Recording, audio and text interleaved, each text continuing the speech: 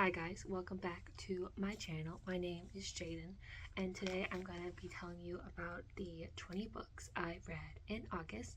The first one I read was Go Luck Yourself, and I rated this one 4.25 stars.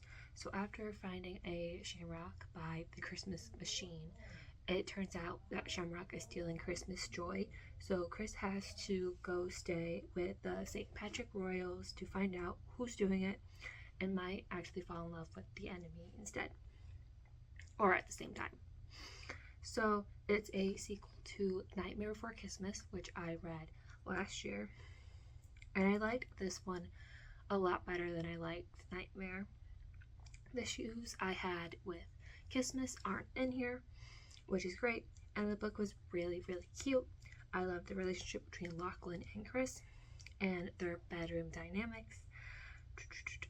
It had the third act breakup, which I hate, but I also liked the inclusion of different things that they brought into the book. So like Chris's panic attacks, his trauma with his mom, the feeling of unworthiness, being a spare, being who people want you to be rather than who you want to be yourself.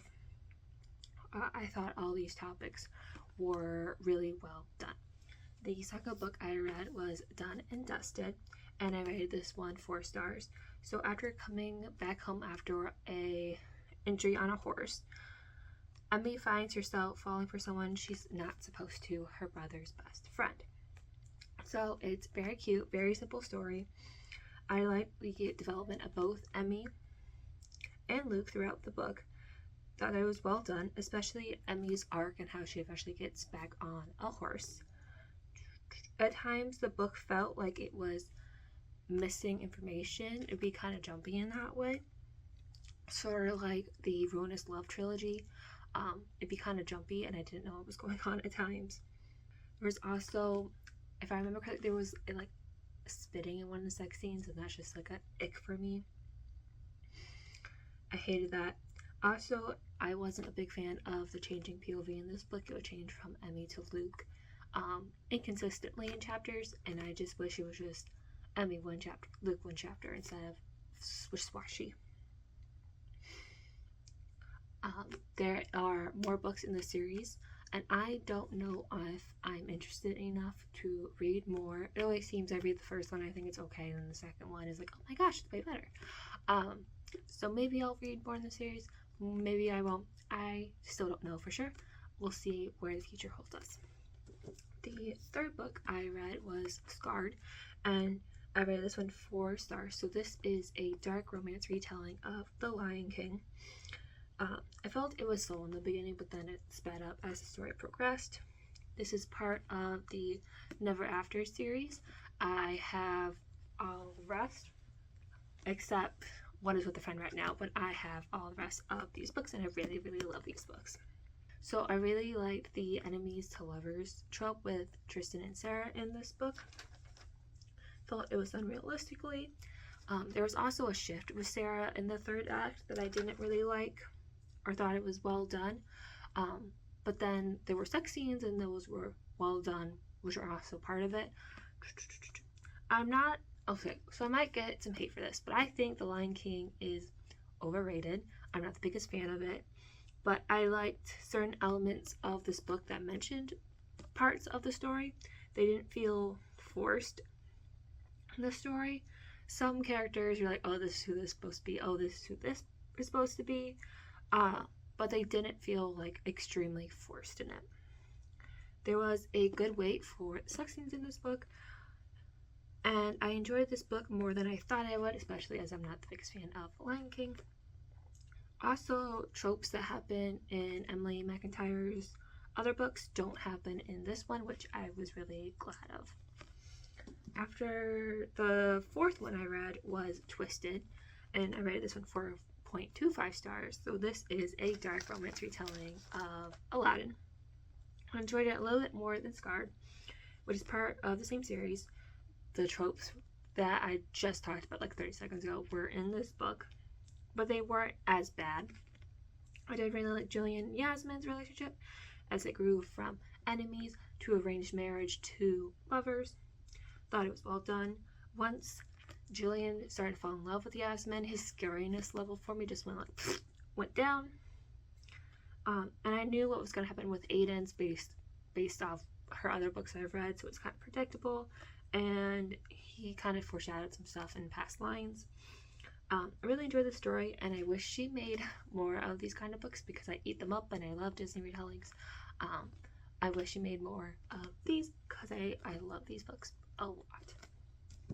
The 5th book I read is Lights Out, and I rated this one 4 stars. So after finding out her roommate's ex watches his masked man videos, Josh stalks Allie to see if she's all talk or if she's actually into it. So I knew about this book for a while because of TikTok, but I really had no desire to read it until I saw that the sequel came out, and I'm like, I should probably read Lights Out before I read Caught Up, and I will get to Caught Up. I read it and I really enjoyed it way more than I expected. I didn't think I would be a fan of stalker romance, but heck yes, on this book it was hilarious. I really liked Allie and Josh and their protectiveness of each other. At times this book did feel more like a dark comedy than a stalker romance, which I really liked. I might read this book again just based off how much I enjoyed it while reading. And then talking about Caught Up, I did read Caught Up, and I also rated this one 4 stars. So after being lovers when they were younger, 10 years prior, Ken Jr. and Lauren make it work, and all the damage that happened beforehand. So this book also had moments that took me out, but still made them enjoyable. While not as dark comedy as Lights Out, I had a fun time. I liked the idea of Lauren doing sex work and what it meant to her, and the exploration of kinks for her and Junior. I liked how this book had sex scenes, but they were important to the plot and weren't just there to have sex scenes. They helped develop both characters, and I liked the introduction of a sex club and all the different kinks that can be introduced in there.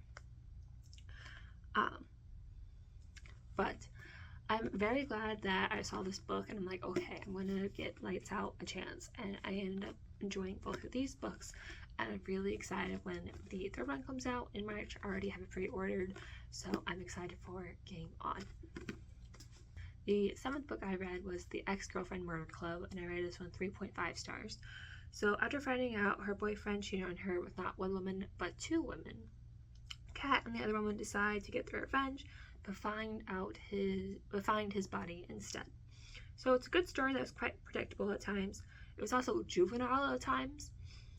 That took me out of reading, and I didn't really like that. I liked the growing relationship between all 3 women throughout the book and how they wanted to work together. I also really liked the subplot that happened at the end of some of the chapters of a murder podcast going on about who these women might be, and these like ridiculous conspiracy theories about why they think why the women like murdered the boyfriend, and so those were hilarious. A fun time reading, but I don't know if I'm going to read more in the series. Supposedly this was the first one in the series, but I don't know if I'm enticed tonight enough to read more, especially with how I felt about this one. After that, I read Biology Lessons, and I rated this one 4 stars. So after finding out she's pregnant, Grace wants to get an abortion, but she lives in a state where that is illegal. But with the help of her friend, she goes and gets one. So this book reminded me of the movie Never, Rarely, Sometimes, Always, which has a similar topic. I liked the mention of the fake crisis centers and how they fool people, and like the juxtaposition of the real pregnancy centers. The book is short, but I wish it was longer. I didn't like the epilogue jump cut, in which we got more of Grace's feelings headed back to her state. I enjoyed the story a lot and how Grace had supported people the whole way. I finished this book and then the next book I'm going to talk about in like less than a day. They were really short books, and so I just kept eating them up.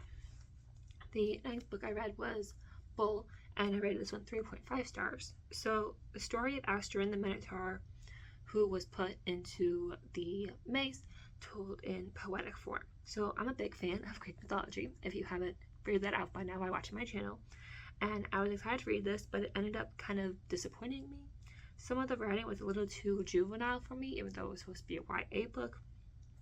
but then it would also use modern language and modern words, and that would like doubly take me out. It's less than 200 pages. It's a really fast read. I liked how you can visibly see the change in Asterian's mental state as the book progressed to like white pages to fully black pages, and his language changing as well. I did like the story. Wish it was longer, but I know it's Asterian's story, and we all know what happens to the Minotaur in Greek mythology. The 10th book I read was Let Them Stare, and I read this one 3.75 stars. So after finding out their summer internship got canceled, Sully is back in their hometown and goes to a thrift shop for a pick-me-up. There they find a rare purse that holds a drag queen from the 50s with amnesia, so they work to figure out what happened and learn more about their hometown in the process. So I love the color of the book. It's so pretty. It was very cute. The book uses a lot of modern slang, which took me out. It's kind of an ick for me, the modern slang thing. I really enjoyed the letters sprinkled throughout the chapter, or some of the chapters, as it talks about the gay panic and McCarthyism. It reminded me of the show Fellow Travelers, which I finished in May. It was such a good show. If you like that kind of era, learning about that, I would totally recommend that show. I like Sully's art throughout the book as someone who can relate to trying to get out of their hometown, but then accepting it and celebrating its history. I also liked the speakeasy subplot found in the end. The 11th book I read was Eat the Ones You Love, and I rated this one 3.5 stars. So after starting a new job at a flower shop, after her life falls apart, Shell gets intertwined with a mysterious plant with a mysterious appetite who actually runs the show. So this premise reminds me of Little Shop of Horrors. Similar but different at the same time.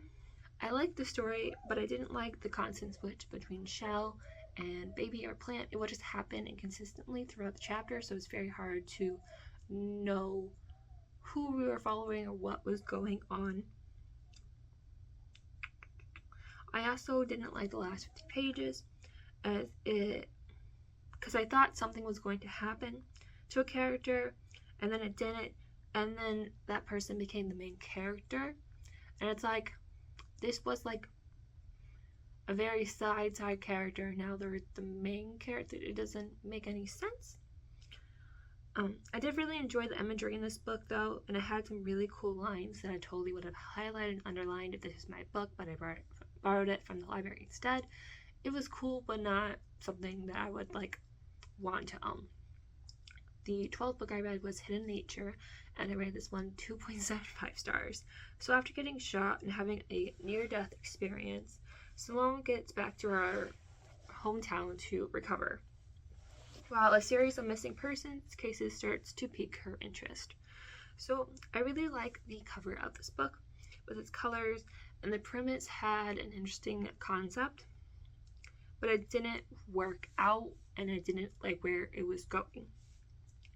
The plot starts immediately, and then it slows down, and then drags on before it gets to anything interesting, which made it hard to continue in reading long, especially with the consistent changing of character perspectives and chapters, which I hate, and it pissed me off and made it confusing to know what was going on or who we were following.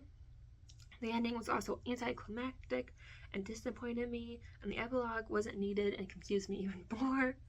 I didn't like this book, but I will give it points for mentioning a town in West Virginia and around the area because I have family around there. And I liked our serial killers. I liked why they did what they did. I thought that was interesting, but they were also, their motive for it was like introduced way too early for me, and I didn't like that. They were from my favorite perspective, though in my opinion they were taking way too long to get to our main protagonist to do what they wanted to do. The 13th book I read was Don't Let Him In, and I rated this one 4.5 stars. So after Ash's dad dies, around a year later, her mother starts dating a man named Nick, who claims to have worked with Ash's father in the past. Martha's husband has been acting distant and disappearing, claiming work opportunities and emergencies.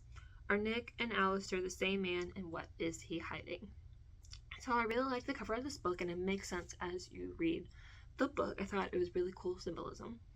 So I really liked this book, and really like Lisa Jewell's books in general. The book started a little slow for me, but then got pretty fast afterwards. I enjoyed the alternate chapters between Nick and Ash. The cursive in the book was sometimes hard to read and understand, and I wish Nick got a different kind of punishment than what he gets at the end, especially when I thought it was going to go one way and then it went a different way all entirely. The 14th book I read was The Tenant, and I rated this one 5 stars. So after losing his job, Blake and Kristen needed to take in a tenant to make ends meet. After she moves in, weird things start happening, and what is Whitney actually hiding? So I enjoyed this book more than I thought I would. I finished it in less than a day, and I've read from the author before. Writing just sucked me in, and I liked that I had short chapters. I did hear a few things about certain characters, thought I was wrong, and then as the story progressed, found out I was right. In the end, I like that kind of twist, especially with this author's books. They're kind of known for their twisty kind of things. Really fun read, and I could see myself reading this again. The 15th book I read was What If Wanda Maximoff and Peter Parker were siblings, and I rated this one 3.5 stars. So it is exactly what it is. What if Peter Parker and Wanda were siblings and grew up in Brooklyn together? I've been wanting to read this book for a while because it's about Scarlet Witch, and I love the Scarlet Witch in the MCU. But I ended up just feeling disappointed and felt the story dragged on, and there was a murder subplot that got wrapped up way too fast that the story was leading on to. I did like the alternate origin stories throughout and mentions of other Marvel characters, whether X-Men or other New York superheroes. I also liked what got done with Pietro and his reasonings, but I wish we got more of his upbringing in Lafayette. And he just got introduced way too late for me personally. He got introduced in like the last 75 pages. And it's funny because like the synopsis made you think, oh, he's going to appear later. He doesn't. He appears way late. Also, I want to mention this right here, the inside cover, really pretty. And this cover is also really pretty too. But yeah, this book just disappointed me, which I was really, really sad about because I love Scarlet Witch. The 16th book I read was Don't Sleep with the Dead, and I rated this one 2 stars. So, stars Nick Carraway from The Great Gatsby a couple decades after the events of the book, and then he sees Gatsby alive. So our Nick in this is not a human, he's like a weird alien thing. I didn't really like the book, disappointing because I love The Great Gatsby, and this just was trash. I couldn't get into writing, and I couldn't get into the stealing bodies and paper hearts thing that was going on with this. This book is less than 105 pages, which took me like an hour to read, but it was still like a waste of an hour. They did have some really cool lines, and I like that Nick was gay for Gatsby in this book. Wish that got explored more. This book is just a no. Supposedly this is like the sequel to one about Jordan, and Jordan's also an alien. I'm not reading that. I also got this book from Barnes & Noble's 50% off hardcover sale. Originally this book is like $25. I would have asked for a refund if I spent $25 on this. I only spent like $13, like thank goodness, because it's so thin. But I really, really hated this book. It's awful. It's only getting 2 stars because I rated one book like 1 star, but like there were some cool things with this book, but like this book sucked. The 17th book I read, I also got from Barnes & Noble, not a hardcover, it's a paperback. I spent like 19 bucks on it, which is great because I love this book. Is The Children of Jocasta, and I rated this one 5 stars. So it's a retelling of Oedipus told through Jocasta and his daughter Ismond's perspective. So this book has been on my TBR for a while, and when I didn't find any more interesting books I wanted from Barnes & Noble, I went looking for this one, and I'm glad I did. I read from this author before, and I'm really glad I really enjoyed this book. Enjoyed it way more than I thought I was going to. I like Greek mythology, and this was a great spin with twists from the OG story. I like the alternating chapters between Jocasta and Ismond, and I felt a lot of sympathy for Jocasta as a character, which I haven't really felt before. Multiple times I was yelling at the book because I know how the story goes, but by the ending it gave me a double take, and I'm like, maybe I shouldn't be yelling at this book. I liked the changes to the story. It worked so well with the characters and the story that was being told. I really liked this book and see myself rereading it because I liked it so much. Worth the read. I would totally recommend this if you like Greek mythology and different twists on them, especially with how the ending goes. It gives you a double take on what you actually know.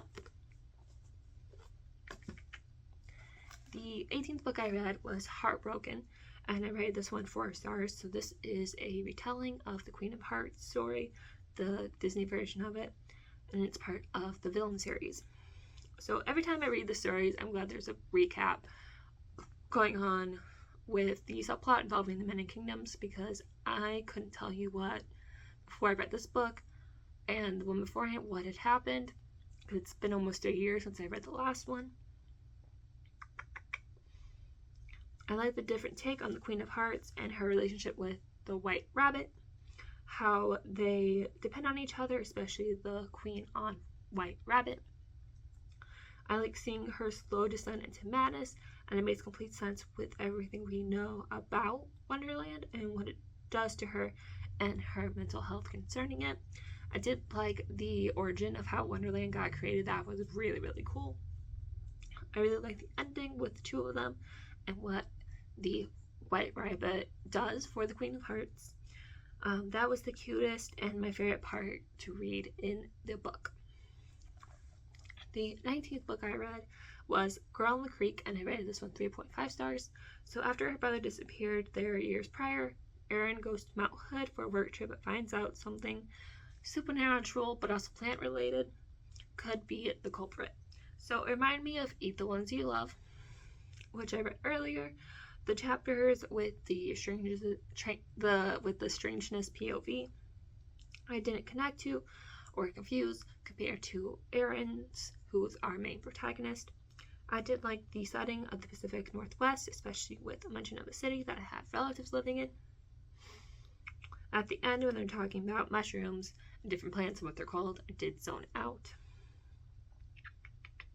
I wish there was a better cohesion with the missing people, Ray, and the strangers all together. I did like Madison and Erin together, though I wish Madison was more in the book. And I liked and didn't like how the last 2 pages ended, because I thought it was going to end one way and then end more ambiguous and sad. And then the last book, the 20th book I read this month, was Hour of the Pumpkin Queen, and I rated this one 4 stars. So after saving Halloween Town a year prior, Sally is being stretched thin with all her new responsibilities. After a presentation goes wrong, Sally and her new apprentice Luna end up in Time Town and try to get back to save Halloween Town. So the sequel to Long Live the Pumpkin Queen, which I read last year, I also read a similar different retelling of Sally from Nightmare Before Christmas, so I had to remember, okay, which one is the sequel to? I didn't even know this was a sequel until I saw it in like bookstores, and I'm like, oh, this is a sequel, this is a sequel to this book, and then I found out later with how the book ends, which I'll get to, this is part of a series. It's a good read, but I didn't think the original book needed a sequel or a series. I did like the new introduction of Scorch, a new cute dragon. though what was going on with him was very predictable once we find out some things.